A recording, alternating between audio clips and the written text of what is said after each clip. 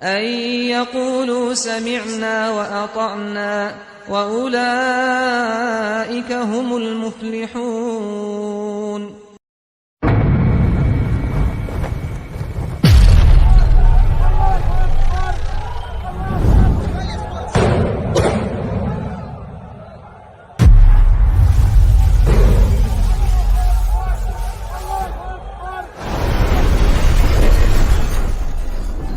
Kita sebagai umat Islam harus menyadari bahwasanya mereka saudara kita.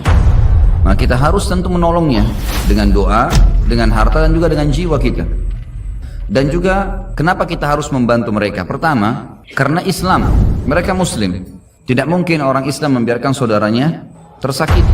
Nabi SAW mengatakan orang Muslim seperti satu jasad. Kalau satu luka, sedikit luka maka akan membuat seluruh tubuh itu demam. Wajar kita memikirkan saudara kita di sana dan kita tidak bisa menerima penjajahan itu. Alasan yang kedua, karena memang asli penduduk Palestina yang sedang dijajah sekarang, mereka orang asli penduduk suku Finiki dan suku Kan'an. Ini dua suku Arab yang asalnya ada memang di Palestina, penduduk aslinya. Jadi selain mereka Muslim mempertahankan karena agama mereka dicoreng, maka mereka juga penduduk asli. Orang-orang Yahudi yang datang itu tiba di Palestina pertama kali pada saat memang Musa alaihissalam keluar dari Mesir, selamat dari Fir'aun lalu masuki Palestina. Itu pertama kali orang Yahudi menginjakkan kakinya di Palestina. Jadi sebelumnya sudah ada dua suku asli turunan Arab yang dulunya beragama Kristen. Pada saat suku Romawi atau kebangsaan Romawi berkuasa, setelah datang Umar bin Khattab di tahun 14 Hijriah menguasai Palestina, maka pada saat itulah umat Islam menguasai wilayah itu dan seluruh masyarakatnya masuk Islam kecuali sebagian kecil yang tetap beragama Nasrani. Jadi ada alasan secara agama kenapa kita harus membela mereka, kenapa kita harus mengetahui beritanya, baik secara penduduk juga secara hubungannya dengan hukum syar'i, berhubungan dengan masalah Masjid Aqsa. Hadis Nabi SAW yang berbunyi, Abi Dzar berkata, kami sedang berdiskusi di antara sahabat-sahabat Nabi di masjid, Nabi SAW di Madinah, lalu kami berkata satu sama yang lain, mana yang lebih afdal ya, sholat di masjid ini atau sholat di Masjid Aqsa? Maka Nabi SAW keluar lalu berkata, sholat di masjidku ini 4 kali lipat dibandingkan Masjid Aqsa.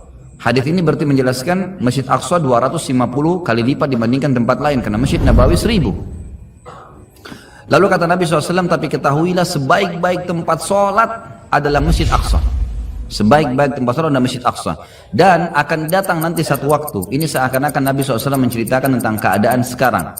Seseorang tinggal di sana tidak memiliki tanah lagi kecuali senilai dengan tali sendal mereka, dan mereka tetap mempertahankannya karena ingin melihat Baitul Maqdis, seperti menceritakan tentang keadaan muslimin sekarang. Lalu kata Nabi SAW, ketahuilah tanah sekecil itu pun di sekitar Baitul Maqdis, sekitar Masjid Aqsa, senilai itu pun tanah kita milikin di sana karena ingin melihat Baitul Maqdis, kata Nabi SAW, lebih baik daripada dunia dan seluruh isinya.